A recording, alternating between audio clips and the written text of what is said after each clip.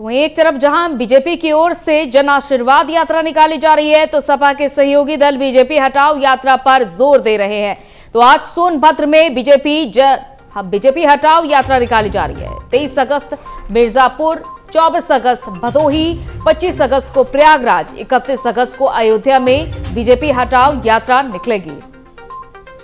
23, 24, 25 ये महत्वपूर्ण दिन होंगे सपा के लिए और 31 अगस्त को अयोध्या में ये बीजेपी हटाओ यात्रा पहुंचेगी। तो सपा के सहयोगी दल बीजेपी हटाओ यात्रा पर निकले हुए हैं। तो एक तरफ जहां बीजेपी की ओर से आशीर्वाद लेने के लिए होड़ मची हुई है जनता का, तो वहीं दूसरी तरफ सपा की ओर से बीजेपी हटाओ यात्रा निकाली जा रही है।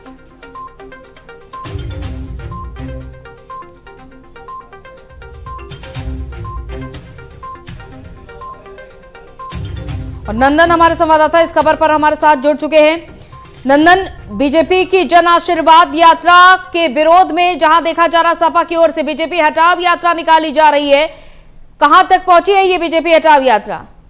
देखिए अंजलि, भारतीय जनता पार्टी जिस तरीके से आशीर्वाद रैली निकाल रही है, यात्रा निकाल रही है, उसी कड़ी में जन क्रांति यात्रा यानी कि बीजेपी हटाओ यात्रा जो समाजवादी पार्टी के सहयोगी दल है, महान दल, वो निकाल रहे हैं। और ये यात्रा आपको 16 अगस्त से शुरू हुई है, यानी कि आज इसका भी तीसरा दिन है। और आज ये 18 अगस्त को आज यानी कि सोनभद्र जाएगी, 23 अगस्त को मिर्जापुर, 24 अगस्त को भदोही, 25 अगस्त को प्रयागराज, 26 अगस्त को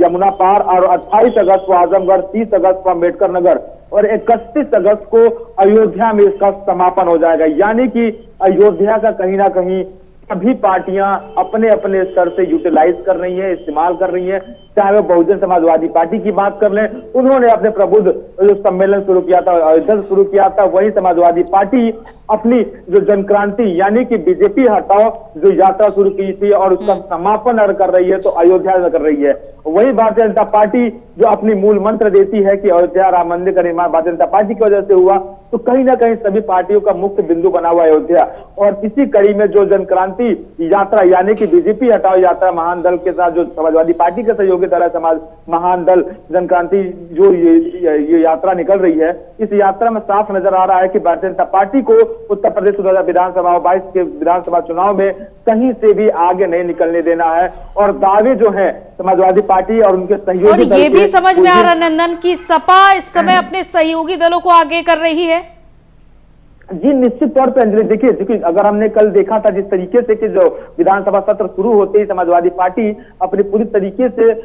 फॉर्म में नजर आई थी, प्रदर्शन करती नजर आई थी। उसी के बाद ये जो जनक्रांति योजना, जनक्रांति यात्रा यानी कि जो बीजेपी हटाओ यात्रा निकले, वो अपने सहयोगी दल से कर रही है। फुल फ्लेश में समाजवादी पार्टी अभी तरीके से फील्ड में नहीं आई है, प्रदर्शन का दौर जो शुरुआत कर रही है वो अपने सहयोगी दल से शुरुआत कर रही है। जो आरोप प्रत्यारोप का दौर है वो सभी सोशल मीडिया के थ्रू, साथ साथ जो बयानों का जो गर्माहट है वो साफ नजर आ रहा है कि दोनों पार्टियों के साथ साथ कांग्रेस और आम आदमी पार्टी और बहुजन समाजवादी पार्टी भी पीछे नहीं है। लेकिन महत्वपूर्ण ये है कि जो ये जनक्रांति यानी कि बीजेपी हटाओ जो आंदोलन चल रहा है, जो यात्रा निकाली जा रही है, ये समाजवादी पार्टी के सहयोगी दल निकाल रहे हैं। और कहीं ना कहीं उत्तर प्रदेश में जो 4 साल में भारतीय जनता पार्टी ने जो अपने सरकार के दौरान जो भी गलत नतीजे लिए हैं उसको निगेटिव दिखाने के लिए यानी कि उसको अपने पक्ष में रखने के लिए समाजवादी पार्टी के सहयोगी दल उत्तर प्रदेश के सभी जन तक जाकर इसको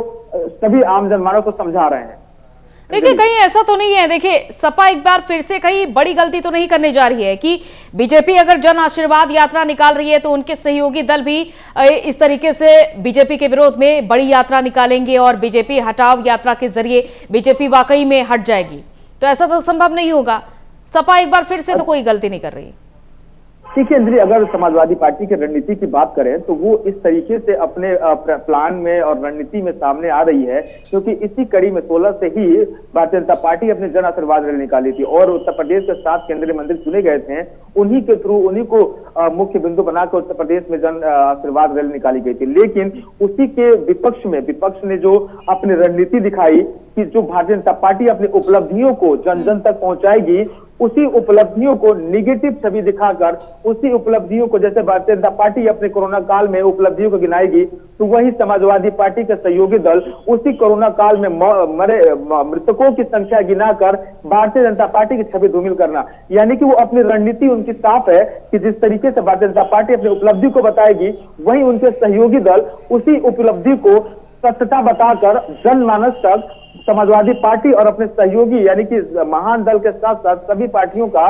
अपनी उपलब्धि बताएंगे और भारतीय जनता पार्टी को कहीं ना कहीं बैकफुट पर लाने का प्रयास करेंगे। तो ये आपके जो शब्द हैं तो वो कहीं ना कहीं ये दर्शा रहा है कि समाजवादी पार्टी गलती कर रही है, लेकिन उनकी रणनीति तो साफ है कि वो समाजवादी पार्टी भारतीय जनता पार्टी के सभी उपलब्धियों पे पानी फेरने के फिराक में है और कहीं ना कहीं इसी वजह से वो अपनी जन क्रांति यानी भारतीय जनता पार्टी हटाओ योजना चला रही है। लेकिन अभी तक सपा को इस तरीके की बड़ी यात्रा करते नहीं देखा गया है। इतने वक्त में भी, चाहे बात कर ले या फिर अभी जब जन आशीर्वाद यात्रा की शुरुआत होती है उसके बाद भी। और देखिए अंजलि, समाजवादी पार्टी पूरी तरीके से इस यात्रा में सम्मिलित नहीं, वो अपने सहयोगी दल के थ्रू ये सब यात्रा करवा रही हैं और कहीं ना कहीं पूरी तरीके से फील्ड में उन्होंने छलांग नहीं लगाया। हालांकि रणनीति पूरी तैयारी कर चुकी है और कहीं ना कहीं जल्द ही इसका जनाक्रोश देखने को मिलेगा और कहीं ना कहीं जो समाजवादी पार्टी के प्रदेश राष्ट्रीय अध्यक्ष हैं अखिलेश यादव, वो कहीं ना कहीं उत्तर प्रदेश में अपनी बड़ी योजनाओं के साथ, बड़ी रणनीति के साथ उतरेंगे। अभी फिलहाल वो अपने सहयोगी दल के साथ काम चला रहा है और इसका मुख्य जो बिंदु हो रहा है जो सभी दलों का, वो अयोध्या केंद्र हो रहा है। अंजलि, बिल्कुल नंदन, और इसका असर किस तरीके का देखने को मिल रहा है? क्योंकि एक तरफ बीजेपी आशीर्वाद लेने के लिए जा रही है तो दूसरी तरफ सपा की ओर से पीछे से आकर यह कहा जा रहा है कि बीजेपी हटाओ। जी, यही मैं आपको बता रहा हूं कि जिस तरीके से भारतीय जनता पार्टी अपनी उपलब्धि गिना रही है, जैसे कि पक्ष विपक्ष दोनों ही अपने अपने प्रयास में लगे हुए हैं। एक आदमी अपनी उपलब्धियों को बता रहा है तो दूसरा आदमी उसी उपलब्धि को निगेटिव रूप यानी कि उसकी सत्यता, मतलब समाजवादी पार्टी की तरफ वो सत्यता बयां करेगा, लेकिन वो आम जनमानस को उसकी निगेटिव चीजें बताकर कहीं ना कहीं उसकी जो आशीर्वाद यात्रा है उस पर पानी फेरने के फिराक में, जो कि समाजवादी पार्टी अपने 2022 के चुनाव की रणनीति साफ कर दी है कि कहीं से भी कोई चूक नहीं करेगी और भारतीय जनता पार्टी को किसी तरह से बैकफुट पर लाकर 2022 के विधानसभा चुनाव में विजयी होगी। बिल्कुल। और नंदन, आपने कई बार मन टटोलने की कोशिश की है जनता के, क्योंकि ग्राउंड जीरो पर भी आप मौजूद रहे हैं, तो पब्लिक का मन इस बार क्या कह रहा है? बीजेपी हटाओ या फिर आशीर्वाद बीजेपी को? देखिए अंजलि, मैं आपको बताऊं कि जो ये यात्रा चल रही है, ये यात्राएं जो पहले से परसेप्शन आम जनमानस के मन में बना हुआ, यानी कि सभी पार्टियां जिस तरीके से अपने अपने जातीय और क्षेत्रीय समीकरण पर फोकस कर रही हैं, तो कहीं ना कहीं यात्रा इंपॉर्टेंट हो जाता है और इसी वजह से जन आशीर्वाद यात्रा निकल के बीजेपी भी अपनी जनमानस तक पहुंच के अपनी उपलब्धि बता रही है, तो वही समाजवादी पार्टी के सहयोगी दल उसको निगेटिव बता रहा है। अगर जमीनी स्तर की बात करें तो सभी ये जो 2022 का चुनाव है अंजलि, वो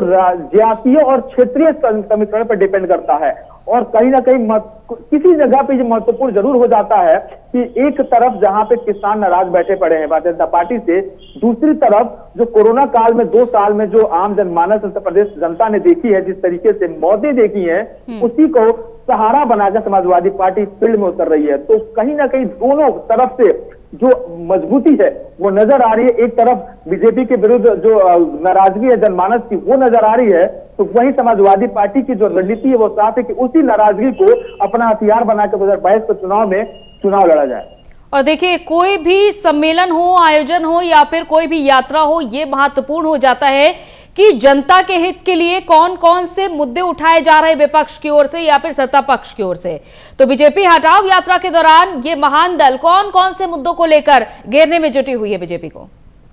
देखिए, ये तो सबसे महत्वपूर्ण क्वेश्चन है कि चुनाव जब भी लड़े जाए तो आम जनमानस की उपलब्धि के लिए, आम जनमानस की भलाई के लिए लड़े जाते हैं। लेकिन अभी का जो चुनाव है, जैसे मैंने अभी बताया, आपको पहले भी बताया कि जातीय और क्षेत्रीय समीकरण पर सभी पार्टियां लगी हुई हैं, लेकिन जो जन आशीर्वाद रैली के विरुद्ध में जो जन क्रांति यात्रा यानी कि बीजेपी हटाओ यात्रा निकाली जा रही है, इनका मुख्य बिंदु है जो उपलब्धि भारतीय जनता पार्टी गिना रही है अपनी, जैसे कि कोरोना काल में सबसे अधिक सबसे जल्दी कंट्रोल किया जाने वाला राज्य उत्तर प्रदेश को बता रही है। योगी सरकार अपने आप को बता रही है कि जो मॉडल उनका था कोरोना काल में वो सबसे पॉजिटिव है। तो उसी मॉडल को निगेटिव बताने के लिए महान दल के साथ साथ जो सहयोगी दल है समाजवादी पार्टी के, वो निगेटिव बता रहे हैं कि जो पिछले साल में जितनी मौतें उत्तर प्रदेश में हुई वो ऑक्सीजन की कमी की वजह से हुई, अस्पतालों की कमी की वजह से हुई, नर्सिंग स्टाफ की कमी की वजह से हुई और डॉक्टरों की कमी की वजह से हुई। वही दूसरा मुद्दा जो भारतीय जनता पार्टी अपने उपलब्धि में बता रही है कि रोजगार, उन्होंने रोजगार मिशन के तहत लाखों युवाओं को रोजगार दिया, तो उसी को सहारा बनाकर उसी की महान दल उसी को निगेटिव बताने के लिए बता रही है कि जिस तरीके से जो 69 शिक्षक भर्ती के शिक्षक हैं जो धरना पे हैं, जो शिक्षा मित्र धरना पे, जिन्होंने महिलाओं तक अपने सर के बाल मुड़वा दिए इसी भर्ती को लेकर, सिपाही भर्ती, दरोगा भर्ती, तमाम ऐसी भर्तियों को लेकर अपने मुद्दा बना रही है कि भारतीय जनता पार्टी को घेरा जाए। और वही तीसरे बिंदु की बात करें तो योगी सरकार का जीरो टॉलरेंस की जो नीति थी कि अपराधियों की खैर नहीं, उसी को अपना हथियार बनाकर समाजवादी पार्टी के सहयोगी दल ये बता रही है कि एक नियम कानून, एक लॉ एंड ऑर्डर जो उत्तर प्रदेश में है, इनकाउंटर ही एक रास्ता नहीं है कि सभी को इनकाउंटर मार गिराया जाए। तो ये भी तीसरा उनका हथियार है कि सभी को, ब्राह्मण और राजपूत को कहीं ना कहीं एक जो राजनीति सभी पार्टियां कर रही हैं वो साफ नजर आ रही है। और वही तीसरे बिंदु की बात करें अंजलि, तो जो भारतीय जनता पार्टी अपनी उपलब्धि गिना रही है कि विकास उत्तर प्रदेश में जिस तरीके से उन्होंने किया है उसी को समाजवादी पार्टी बता रही है कि वो विकास तो समाजवादी पार्टी के समय में हुआ है। समाजवादी पार्टी ने विकास किया, चाहे एक्सप्रेसवे की बात करें या फिर तमाम मेट्रो की बात करें, ये उपलब्धियां समाजवादी पार्टी अपने स्तर पर ले रही है। तो दोनों पार्टियों का जो जोर प्रयास है वो अपने आप को पॉजिटिव प्रूफ करने के प्रयास में है। और देखना दिलचस्प ये होगा कि जन आशीर्वाद रैली अपनी महत्वपूर्ण छवि बनाती है समाज के बीच में, या फिर जन क्रांति यानी कि भारतीय जनता पार्टी भगाओ रैली समाजवादी पार्टी सहयोगी दल की आम निर्माण के बीच में रोल बनाती है। देखना दिलचस्प होगा अंजलि। बिल्कुल। और इन यात्राओं की बात करें जो सहयोगी दल कर रहे हैं, जन आक्रोश रैली और बीजेपी हटाओ यात्रा, इसके अलावा प्रगतिशील समाजवादी पार्टी की ओर से अभी तक ऐसी कोई टिप्पणी नहीं हुई है या फिर कोई ऐसी बड़ी यात्रा अभी तक नहीं देखी जा रही, या फिर अब ऐसी उम्मीद भी नहीं लग रही है कि सपा के साथ आकर वो लड़ रही है। देखिए अंजलि, कल कुछ दिनों की बात करें तो मुलायम सिंह के बर्थडे में हमने देखा था कि समाजवादी पार्टी के जो राष्ट्रीय अध्यक्ष अखिलेश यादव हैं, मुलायम सिंह यादव हैं और प्रगतिशील पार्टी के अध्यक्ष जो शिवपाल यादव हैं, सभी लोग अपने परिवार के साथ मिलकर पार्टी मना रहे थे। और उस समय अंदेशा लगाया गया था कि समाजवादी पार्टी प्रगतिशील पार्टी के साथ मिलकर चुनाव लड़ेगी, लेकिन उसके बाद सुगबुगाहट हुई और उसके बाद से अभी तक ऐसी कोई सुगबुगाहट नहीं नजर आई है कि समाजवादी पार्टी प्रगतिशील पार्टी के साथ मिलकर चुनाव लड़ेगी। लेकिन अभी तक कोई प्रतिक्रिया भी नजर नहीं आई है कि उसके साथ चुनाव नहीं लड़ेगी। तो राजनीति में कब उलटफेर हो जाए और किस तरीके से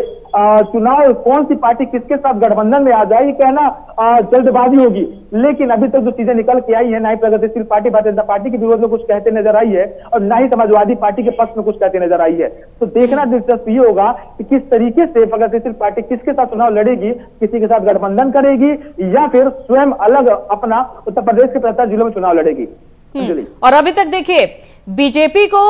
सत्ता से हटाने की जो आजमाइश है सपा की ओर से, तो ऐसे में सिर्फ नेगेटिव पॉइंट गिनाए जा रहे हैं, जनता के सामने सिर्फ नेगेटिव पॉइंट रखे जा रहे हैं, बीजेपी हटाओ। इसके अलावा भी अगर कोई और एजेंडा भी सेट करती सपा इस बार तो कुछ और ही तस्वीर देखने को मिलती। लेकिन पुराने समय से हम यही देख पा रहे हैं कि सपा की ओर से या फिर सपा के सहयोगी दलों की ओर से बीजेपी के खिलाफ सिर्फ आवाज उठाई जा रही है, जनता के मुद्दे गायब दिख रहे हैं। देखिए अंजलि, अगर हम बात करें भारतीय जनता पार्टी के जो निगेटिव छवि बनाने की बात करें तो सभी पार्टियां, चाहे ये केवल समाजवादी पार्टी की बात नहीं है, अगर हम कांग्रेस की बात करें या फिर बहुजन समाजवादी पार्टी की बात करें या फिर हम आम आदमी पार्टी की बात करें, तो सभी पार्टियां किसी के जो पोर्टफोलियो है, किसी का जो बयान है, उसमें ये नहीं निकलना क्या रहा है कि हम समाज के लिए, उत्तर प्रदेश जनता के लिए ये विकास का कार्य करेंगे, ये विकास करेंगे। सभी अपनी अपनी उपलब्धियों को बताने के बजाय उत्तर प्रदेश सरकार की नाकामियों को बताने में जुटी हुई है कि वो इस तरीके से अपनी 4 साल के कार्यशैली में ये निगेटिव चीजें की हैं, चाहे वो कोरोना काल की बात करें या फिर रोजगार की बात करें। तो साफ नजर आ रहा है कि सभी पार्टियों का एक ही फोकस है कि 2022 के विधानसभा चुनाव में भारतीय जनता पार्टी को बैकफुट पर लाए और किसी भी पार्टी की सरकार बनाए, लेकिन भारतीय जनता पार्टी सरकार बनने से रोके। चलिए नंदन, बहुत बहुत शुक्रिया आपका तमाम बातचीत के लिए। तो ये देखा जा रहा है कि समाजवादी पार्टी के जो सहयोगी दल है वो आगे आकर यात्रा का ऐलान कर चुके हैं और बीजेपी हटाओ यात्रा की शुरुआत हो चुकी है और ये अयोध्या में जाकर के थमेगी। तो वहीं जनवादी पार्टी भी जन आक्रोश यात्रा निकाल चुकी है। एक तरफ महानदन की ओर से बीजेपी के विरोध में बीजेपी हटाओ यात्रा, तो वहीं जनवादी पार्टी की ओर से जन आक्रोश रैली। तो ये दोनों ही बड़ी यात्राएं बीजेपी के विरोध में निकाली जा रही हैं। जहां 16 अगस्त से जन आशीर्वाद यात्रा की शुरुआत हुई, तो वहीं 16 अगस्त से ही बीजेपी हटाओ यात्रा की भी शुरुआत हुई, जब सपा के सहयोगी दल बीजेपी हटाओ यात्रा पर निकले। और मुख्य फोकस है सपा का पूर्वांचल और पश्चिमी यूपी दोनों ही इलाकों में एक साथ बीजेपी के खिलाफ अपने सहयोगी दलों को मुकाबले के लिए उतारा हुआ है मैदान में।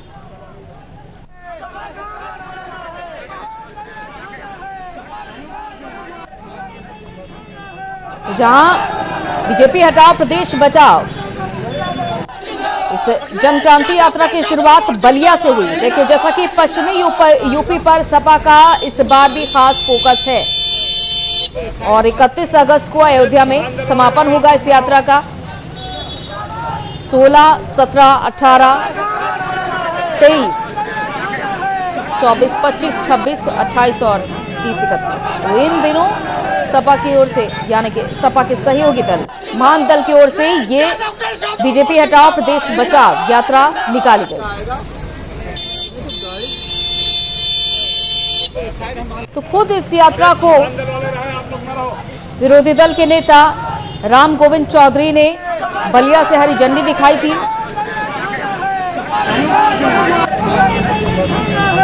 महान दल का नेतृत्व कर रहे केशव देव मौर्य। तो बिल्कुल भी आप कंफ्यूज मत होइएगा केशव प्रसाद मौर्य और केशव देव मौर्य में, क्योंकि केशव देव मौर्य सपा के पास है।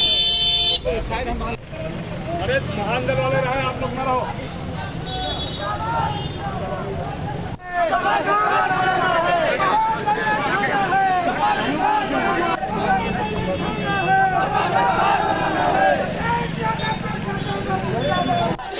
तो कहां जाएगी ये यात्रा, एक बार फिर से आपको बता देते हैं। जहां बलिया से शुरुआत हुई,